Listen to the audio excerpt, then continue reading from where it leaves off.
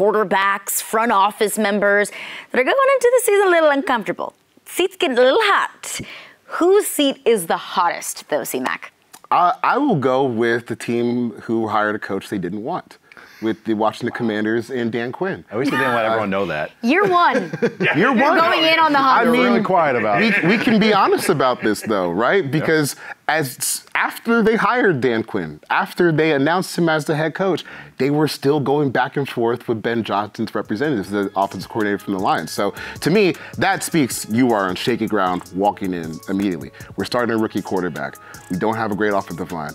We don't have a great defense. And also, this would not even be a new trend. We have seen a handful of teams since the pandemic started in 2020 that have fired coaches after 1 year. The Texans have done it twice in that time span. Back to back even. Yeah. So this is not something that's as taboo as it used to be. And I think that if they get out to a bad start and Jaden Daniels is struggling, they're not playing well on defense, they're at the bottom of the NFC East rankings, we know where it's going to come back to. And we've already know that this ownership group is capable of irrational behavior.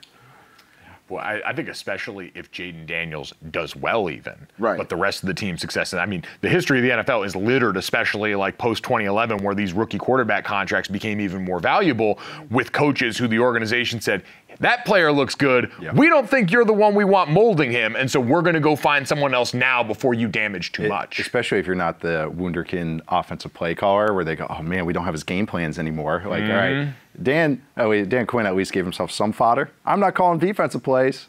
Right. So the defense struggles. Not on me. I've seen that story before. Right. So we'll see when the first strike whizzes by their ear. Who's got the hottest of hot seats in your opinion? I'm keeping it in the division. I'm going Nick Sirianni, just because we're just talking about coordinators and maybe human meat shields. We've already seen some offensive coordinator change and defensive coordinator change and special team changes with the staff. Usually that means the head coach is next. And I think this Eagles team that I still think has a chance to make the playoffs and everything, it's just, again, it's that empty calorie stuff that I come back to, where it's just that what he's been asked already. It's like, all right, what are you doing here, Nick? If we're having all these inconsistencies, isn't that a reflection on you as the head coach? If you're not calling plays, he's kind of admitted he doesn't have much influence on the offense. And we're also getting into a source off already, which has just been, we haven't even played a game yet, and we're already getting into anonymous source offs. So that's why we're picking a couple teams here, with the Dan Quinn going like they had a source off with that, and the Ben Johnson, now with Sirianni and stuff. They already feel like they're starting shaky. And I feel Howie Roseman runs that team. He's going to always make sure he runs that team. So that leads me to Sirianni is on shaky ground, even if they have a decent season. And even if there's a Bobby Slowick, a Ben Johnson that's on the coaching market, I think teams like the Commanders, like the Eagles, especially if you have a young quarterback, that we're looking at that next offensive guru kind of head coach before they inevitably get snatched up by another team looking for a new head coach. Gojo, hottest seats for you? Let's make it 3 for 3 in the NFC East this year. Scary hours here for Mike McCarthy. I mean, listen, it's set up like the quarterback situation where you're walking into this season with 1 year left on a deal they decided not to renew. Jerry Jones, maverick at the helm of this entire ship, and knowing that just winning 12 games is not good enough.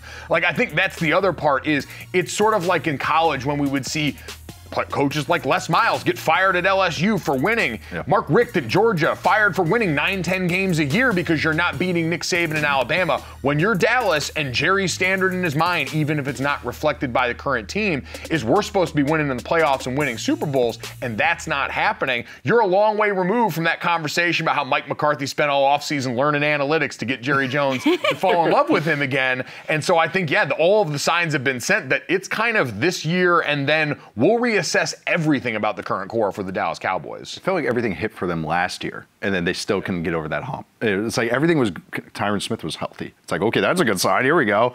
And they still just couldn't get there. And so it's just, and obviously you read the numbers, read the money. If you're not getting renewed, that's what we call a lame duck coach. So it's with even if the Jerry Jones has given head coaches time before, kind of just like still feels a little dicey this year. It gets to a point when you're winning 10, 11, 12 games this season. That's great. But then it gets to a certain point where that's not enough. Okay, we went 12-5, but we lost in the wild card round of the playoffs. Like, that's not good enough for us anymore. We need to take that next step.